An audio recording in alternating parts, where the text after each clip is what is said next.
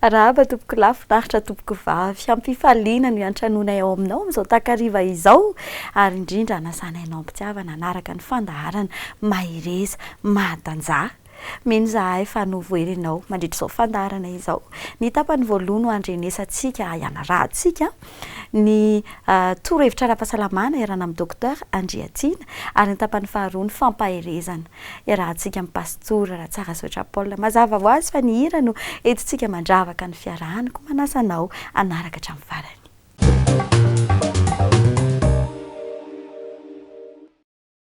Dia fanindray tafona amintsika rehetrandray amin'ity fandaharana mamy miaina ity ao anatin'ny fandaharana mahireza matanjah izay hatrany isika. Efa rena angamba ianao ny tealala hoe firy moa zany ny ampiasahany rano tokony sotroina isan'andro ho ny olona iray raha hitantsika teo rehetra hoe tena ilaina amin'ny fahavelomantsika sy ny fahasalamantsika ny rano. Ny ampiasahany rano ara-dalàna tokony sotroin'ny olona dia eo amin'ny ray sasany ka hatramin'ny 4 litatra isan'andro eo. Izany hoe raha olon-dehibe izy zany dia tokony misotro rano eo amin'ny 4 vera ka hatramin'ny 12 vera isan'andro eo. Raha ankizy izy dia ray vera lehibe totsika 200 mililitatra zany isaky ny 10 kilao. Ary ireo dia rano sotroinareo dia akoatran'ny rano izay hoentin'ny sakafo sy hoentin'ny zavatra hoantsika zany fa tsy kotiana zany reny fa le rano sotroina manokana zany izy io. Ary mety hiotran'izany zany rano ilayntsika raha toka mampiasa vatana na asa mampiasa vatana na manao fanazahan-tena isika izany. Ny mpikaroka dia milaza fa raha misotro rano 5 vera ianao anatin'indray andro dia izay no ahafahana mitazona ny fahavelomanao izany. Fa raha misotro rano 4 vera ianao dia izay no atao hoe mahatsara ny fahasalamanao efa ara-dalàna tsara zany satria mahatratra ray sasany izay. Fa raha misotro rano eo amin'ny 10 vera eo ianao dia mahatanoranao zany zay ary mahatsara kokoa anao zany zay ka dia fantatsika zany zay fa ny rano sotroina ary tsara tadidina androany tsy mifangaroantsika zavatra hafa hoe farafahakeliny 4 vera ary eo amin'ny 10 vera eo no tena tsara ray sasany ka hatramin'ny 2 litatra isan'andro. Manaraka tsika dia jery hoe ahoana moa zany fomba fisotroana azy ireo fa tady olo zay raisy zay zany androany zay hoe rano tokony sotroin'ny olona iray isan'andro izay. Dia metraka indray mandram-peona sy mandram-tafa indray aminaraka indray.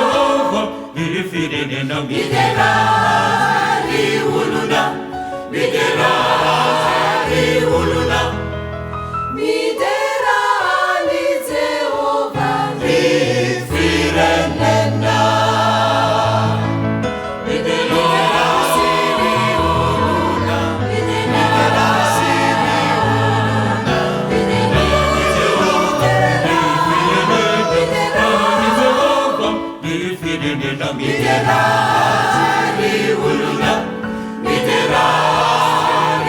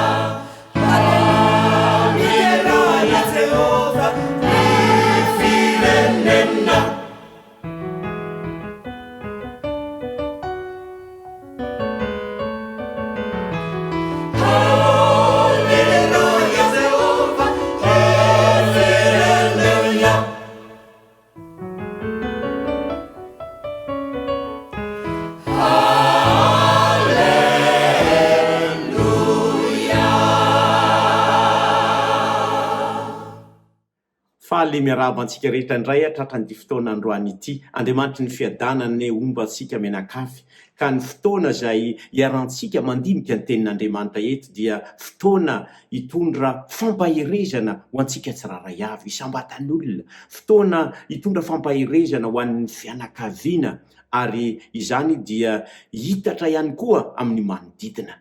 Andriamanitra ny fiadanana dia manana planina tsara ho antsika tsiraray avy.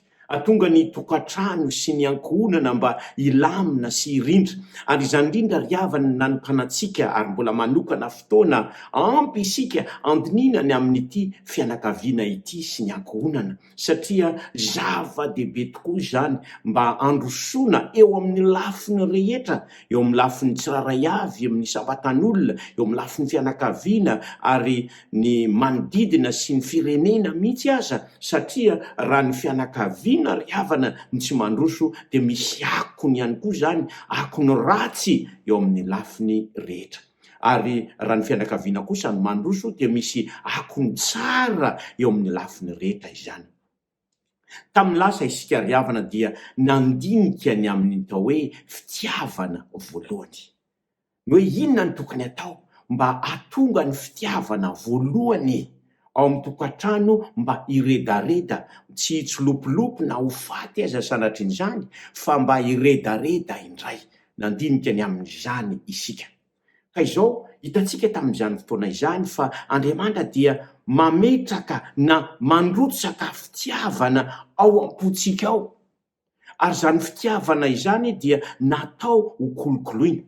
Izao manko ny fitiavana dia toy ny voninkazo. Raha ohatra ka tsy karakaraina ny voninkazo, tsy tondrana, inona zavatra hitranga? Ho maina izany ary ho faty tanteraka izany.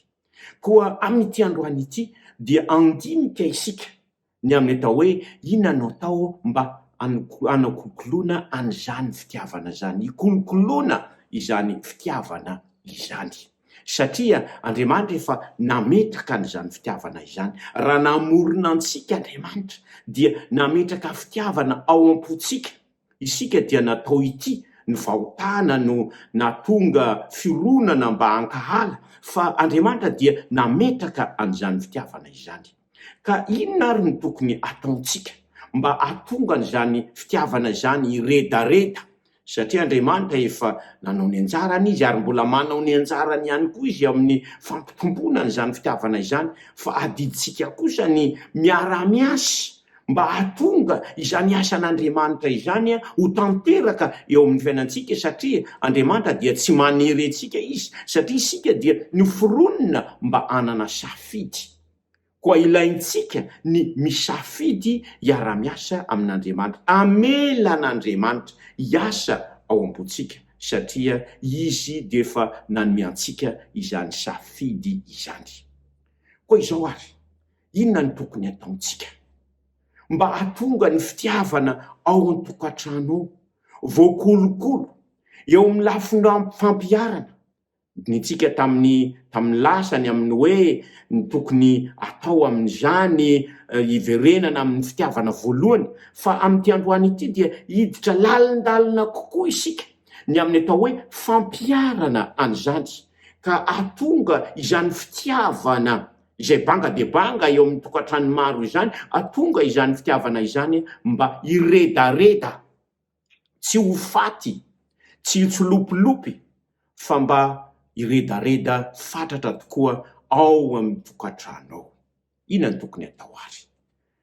Mahafinaritra ry havana, tamin'ny lasa tadidinareo tsara nandinika ny toko ao amin'ny ohabolana isika, dia ny toko fa 2:30 izany.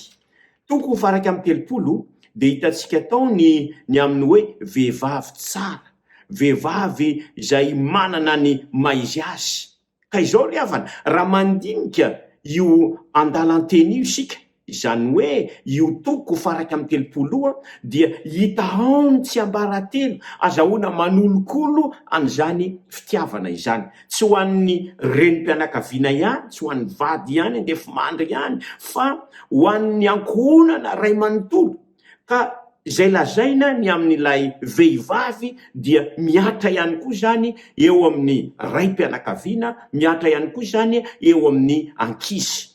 koa andeha ary andinika isika ny amin'io obolana toko fa 1 io. Hita ao zany ny am'le hoe matahotra an'Andriamanitra. Hitantsika ao amin'izany toko izany le hoe ny vehivavy izay vehivavy tsara, manan-kaja sy manana ny maizy azy araky ny hita eto, tsara toetra de zao matahotra an'Andriamanitra. Efa andinitsika fatratra ny amin'izany fa ny filamatra zay tsoana avy amin'izany ny havana de izao: mba hanolokolona an'izany fitiavana izany, atonga ny fitiavana tsy ho ritra, atonga ny fitiavana iroborobo de izao: tohizana mandrakariva ny fifandraisana amin'Andriamanitra. Satria Andriamanitra de fitiavana, loharanom-pitiavana Andriamanitra. Ka raha tiana ny atonga n'izany fitiavana izany iroborobo, tsy ho ritra, de ilaintsika mandrakariva isan'andro, isan'ora, amin'ny fotoana rehetra ny mifandray amin'izany loharanom-pitiavana izany. De Andriamanitra izany, satria izy no manana an'izany fitiavana izany, de mifandray aminy isika. Raha tapaka ny fifandraisana, de inona ny zavatra hitranga? Ho ritra ny fitiavana. Raha ohatra ka misy loharano izay tapahana ary tsy mifandray amin'ny loharano intsony, dia ho ritra izany rano izany. Koa izao ary, ilaintsika ny mifandray amin'Andriamanitra, mifandray amin'ny alalan'ny vavaka, mifandray amin'ny fandiniana ny tenin'Andriamanitra, fandraisana azy ao am-po, mandray azy ho mpamonjy ny tenantsika manokana, ary manasa azy mba hitoetra ao anatintsika ao. Izany no atonga ny fitiavana ao an-tokantrano hitombo. Koa izao ary, ho an'ireo ray aman-dreny, ray, reny, ary ho an'ny zanaka, de zao raha tiantsika ny tombon'ny fitiavana ao an-tokantrano, de ilaintsika ny malolokolo ny fitiavana an'Andriamanitra, izany hoe ny mifandray amin'Andriamanitra, satria izany no fomba izay hikoriana ny fitiavan'Andriamanitra eo amin'ny fiainantsika, ary dia mahazo ny tokantrano tsiraray avy izany. Raha ohatra ka atao tsirambina izany ry havana, dia mazava fa dia ho ritra na hitsipozipozy zany afo ny fitiavana izany. Fifandraisana amin'Andriamanitra, miara mifandray amin'Andriamanitra. Ny manaraka dia hitantsika ato amin'ity obolana toko fa 1 ity. Hitantsika eo fa ny ray, raha mandinika isika ny andininy 20, ao amin'ny obolana toko fa 1 ary ny andininy 20, ary ny tapany faharoa de lazainy ny lako mitsangana ka midera azy hoe, andininy 20, maro ny zazavavy nanao soa, fa ianao manoatra noho izy rehetra. Inona moa ny tinambara am'izany? Izany dia misy filamatra sarobidy azahoana manolokolo ny fitiavana. Izany dia fifampaherezana, fanamafisana izany fitiavana izany. Izany hoe toy ny manondraka voninkazo ny fitiavana zany. Ny raim-pianakaviana milaza an'izany, maneho fankasitrana, maneho tenim-pitiavana. Zany ange nilazainy eto eno tsara ange, la kosa mitsangana ka midera azy, midera, tsy manasoaso akory, fa ny tinambara eto dia mankasitraka tanteraka, maneho fankasitrana, maneho fifaliana ny amin'ny zavatra zay natao. Izany hoe ny ray zany dia mankasitraka, fankasitrana, fiderana zay voalaza eto de milaza manao hoe tsara izany.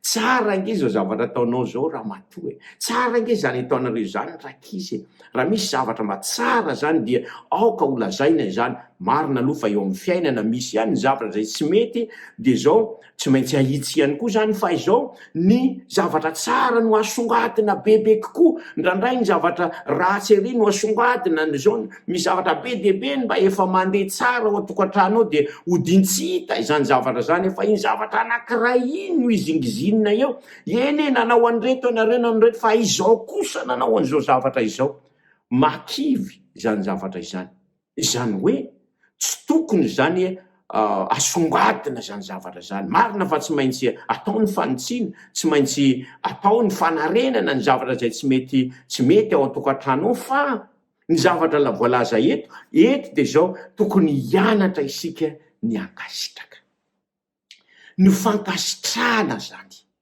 eo amin'ny lafiny rehetra ao amin'ny fifandraisana ao tokantrano ao de mampitombo fitiavana izany ny fahaizana misaotra ndraindray faly erytsika rehefa misaotra any ivelany izany hoe raha misy olona hafa ivelan'ny tokantrano raha manao zavatra tsara dia misaotra tompoko tena mankasitraka tokoa fa ao an-trano ao dia tsy ampy ny fisaorana raha ohatra ka mba karakaraina ny sakafo ohatra mba sakafo tsara de zao misakafo fotsiny fa tsy mba misaotra an'izay ny karakaran'izany hoe tena misaotra raha matoa fa tena tsara zany sakafo izany misaotra anao be debe ary ny zanaka koa de mba misaotra misy zavatra tsara zay atao ao de misaotra mankasitraka mianatra misaotra isika ao an-tokantrano ao tsy any am-piasana ihany akory no misaotra na hoe any amin'ny fiarahamonina no misaotra fa ao an-tokantrano ao de tokony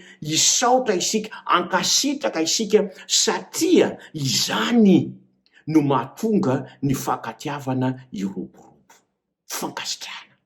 fankasitrahana zany misy eo amin'ny tsiraray avy ny reny mankasitraka ny ray ny zanaka ihany koa mankasitraka araky ny voalaza eto ny andininy fahavalo amby roapolo ny andininy fahavalo amby roapolo ka ny tapany voalohany ny zanany mitsangana ka miderazy hoe sambatra mitsangana miderazy hoe sambatra miderany reny hoe sambatra zany hoe fanehoana fitiavana fanehoana fankasitrahana mankasitraka zay zavatra vita azao ny fankasitrahana dia mahery vaika kokoa no mifanakanana zay ny zava-misy raha tiana zany ny anova toetra de zao fankasitrahana zany hoe atao ihany ny fanotsiana fa kelikely fa ny fankasitrahana kosa no atao betsaka ary ny fanehoana sy ny finoana manantena hoe noho ny fahasoavan'Andriamanitra de vitanao zany zavatra izany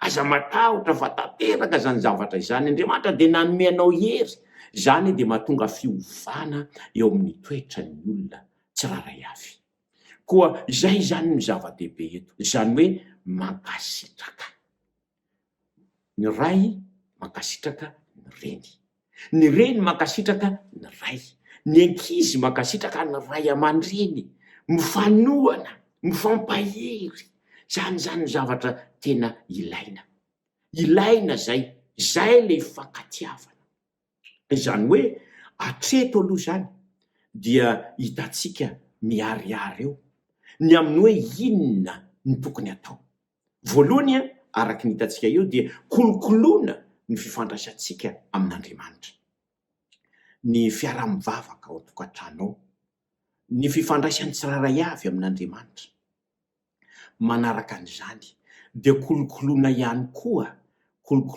koa ny fitiavana ao atokantrano ao ny fankasitrahana manaraka an'izany de tsy ampy ny hoe mifankasitraka fotsiny fa ilaina ihany koa ny mifanampy ao an-tokantrano ao zany hoe le hoe mifampitondra zay mavesatra dia azo ampiarina ihany koa zany mifanampy ny tsiraray avy tsy amin'ny alalan'ny vava ihany tsy amin'ny alalan'ny fankasitrahana fa fifanampiana zany hoe ny ray manampy ny reny ny ankizy ihany koa manampy miara-miasa zany ny mpianakavy manao ny adidiny ny tsiraray avy mifanampy dia mahatonga ny asa ny adidy ho maivana izany. Fiarah-miasa ao an-tokantrano ao, tsy any am-piasana ihany akory ny miara-miasa, fa ao an-tokantrano mihitsy no ianarana n'izany atao hoe fiarah-miasa izany. Fiarah-miasa na asa madinidinika aza izany, na ny fanadiovana trano zany, na ny fanasana vilia izany, na ny fikarakarana sakafo izany, na ny fampirimana ny trano izany, ny fanadiovana ny tokotany zany, reny rehetrarehetra ireny dia anehoana fa miara-miasa. Tsy mety le hoe tambatambazina vao miasa. Misy ohatrany mampifilafila mihitsy tambatambazina vao manao raharaha, na hoe ampitahorina raha tsy manao anino ao da ohatran'izao. Mampalahelo zany zavatra izany. Fa ny tokony kolokoloina zany ao an-tokantrano ao dia zao, ilay fitiavana sy finiavana ifanampy. Tsy tokony isy an'izany atao hoe tambatambazina vao manasa vilia, tambatambazina vao mamafa trano, tambatambazina vao manadio mampiry trano, tambatambazina vao manao an'izao. Fa ny tsiraray avy dia manana ny ndraiky ny avy, ny tsiraray avy ao an-tokantrano ao dia zao, samy mba manana ny adidiny dia manao an'izany amin'ny mpifaliana. Zany dia mampitombo ny fitiavana izany. Fa raha ohatra ka misy adidy ao an-tokantrano ao dia tsy vita le izy na tsirarahina izany dia mahatonga fifandirana zany zavatra izany. Fa ny tsiraray avy zany, ny ray, ny reny, ny zanaka dia samy manao an'izany amin'ny mpifaliana. Zany ny fomba ara-pratika na eo amin'ny fampiarana ny amin'ny atao hoe kolokoloana an'ity fitiavana ty lafiny anankiray zany. Andeha mba hampiarina zany zavatra izany. Raha ohatra ka nisy tsy nanao an'izany tamin'ny lasa dia mangataka famelana, mialatsiny azafady fa tena nanao diso tamin'ny lasa, fa manomboka amin'izao kosa noho ny fahasoavan'Andriamanitra dia anao ny adidy araky ny tokony ho izy, dia milamina tsara ao an-tokantrano.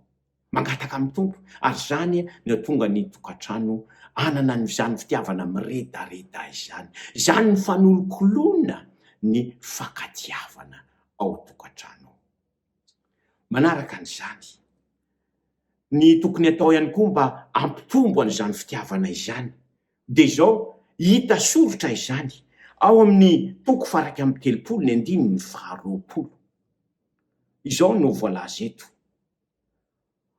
manatsotra ny tanany amin'ny orisa, eny mamelatra ny tanany amin'ny mahantra.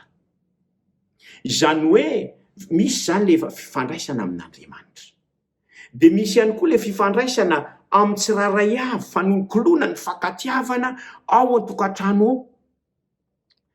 Kanefa zao tsy ampy izay zavatra izay, fa tsy maintsy mivoaka, tsy maintsy maneho an'izany fitiavana izany ihany koa any ivelany isika. Any Palestina, any Israely, raha maky ny baiboly isika, ary ny tenanay dia mba nanana tombontsoa nakany nijery, dia zao misy ranomasina anankiroa, dia ny ranomasiny Galily sy ny ranomasina maty. Ny ranomasina maty dia zao miditra fotsiny ny rano fa tsy misy ny voany, dia zao maty le izy satria ny zava-mananaina ao anatin'izany ranomasina izany dia maty avokoa, satria ny sira dia be loatra ny sira, dia tsy misy trondro afaka mivelona amin'izany. Dia zao ny tsiraray ny olona izay ny tenany ihany no jereny, na ny tokantranony ihany no jereny, fa tsy mba manasoa ny hafa, tsy mba mivelatra ny velany, dia zao tahaka ny ranomasina maty. Maty ny fitiavana tsy zaraina dia fitiavana maty. Koa raha ohatra zany ka alaim-panahy tsika anana fitiavan-tena ka tsy izara izany fitiavana izany amin'ny hafa, dia tadidio fa lasa toy ny ranomasina maty isika. Fa ny ranomasiny Galily kosa dia zao hatramin'izao dia mbola feno trondro izany ranomasina izany, satria miditra ny rano ary mivoaka ihany koa ny rano. Koa izao aoka tsy ho ranomasina maty, fa mba ho ranomasiny Galily, ny tokantrano tsiraray avy. Araky ny voalaza eto, mitady ny fomba ihany koa anasoavana ny hafa. Ary zany dia mampitombo ny fakatiavana ao an-tokantrano ao, ny fanasoavana. Ka izao ry havana, ny anolokolona ny fakatiavana zany ao an-tokantrano ao dia izao le hoe miaraka, azo tsorina am'le hoe fitinina am'le hoe miaraka. Voalohany dia hoe miaraka amin'Andriamanitra, miara-mivavaka. Ilain'ny tokantrano no miara-mivavaka. Mampalahelo manko ry havana fa ny tokantrano maro dia efa tsy miaraka, izany hoe miaina fotsiny fa tsy miaraka, tsy miara-mivavaka, dia samy mandeha fotsiny, maraina dia samy mandeha, ny riva dia lasa samy matory. Fa ilaina ny miaraka, tadio izay teny izay hoe miaraka, miara-mivavaka. Dia izao miara-misakafo, miara-miasa, miara-mikarakara tokantrano, ary miara-misakafo miaraka. Mampitombo ny fakatiavana zany hoe fiarana, miara-miasa, miara-mivavaka, miara-misakafo, miara-milalao. Ilaina ihany koa zany ao an-tokantrano ao, miara-mifaly. Ilaina zany zavatra izany, ilaina. Raha ohatra ka misy ny tsingeritaona naterana, miara-mankalaza an'izany. Misy zavatra mahafaly, afam-panadinana, miara-manao an'izany. Zany hoe miaraka. Raha tiana zany ny amafy an'izany tokantrano izany, dia tokony hiezaka manokana isika mba hiverenana andray am'le hoe fiarana. Fa ino no tena fahavalon'ny tokantrano? Ile hoe tsy miaraka io, tsy miara-mivavaka intsony, tsy miara-misakafo intsony ny mpianakavy, na ndraindray fotsiny mba miara-misakafo, tsy miara-milalao, tsy miara-mifaly, tsy miara-miasa. Ilaina zany zavatra izany. Ary zao ilaina koa ny miara-miory. Raha misy mampalahelo ny anankiray dia miara-miory, iarana zany. Raha misy enta-mavesatra dia iara-mitondra izany entina eo an-ten'Andriamanitra izany. Ary zao araky ny voalaza teo dia ilaintsika ny miara-manompo. Miverina kely am'le hoe miara-mifaly. Ohatra, mankalaza ny fetin'ny ray, fetin'ny reny, ary ny zavatra zay fitahiana zay voarain'ny fianakaviana, miara-mifaly amin'izany. Dia zao rehefa atao izay fiarana izay, kolokoloana izay, dia mampitombo ny fitiavana ao an-tokantrano ao, dia miara-manompo an'Andriamanitra. Miara-manompo ny hafa. Misy ezaka ataon'ny fianakaviana mba hanampy, na dia atao hoe tsy manana ny ampy azy, dia azo atao foana ny manampy am'izay zavatra mba vita. Mifanampy, zava-dehibe zany. Eo amin'ny mpiara-monina ilaina zany zavatra izany, mifanampy. Raha izay ny zavatra mitranga, dia voakolokolo ny fitiavana ao an-tokantrano ao. Ka izao ary, andeha ampiaritsika izany, ary andeha angataka amin'Andriamanitra isika mba azahoantsika mampiatra an'izany eo amin'ny fiainantsika. Hiara-mivavaka isika ry havana. Andriamanitra tsara indrindra zany an-danitro. Misaotra anao zay satria nomenao izany fitiavana izany. Kanefa ilainay koa ny manolokolo an'izany. Tsy vitan'ny tenanay manokana nefa izany, fa mangataka hery zahay. Ampio zahay Tompo malalo mba hanatanteraka an'izany rehetra izany. Ampio ny tokantrano tsiraray avy. Misaotra satria efa namaly izany vavaka izany ianao tonononay amin'ny anaran'i Kristy mpamonjy izany rehetra izany. Amen.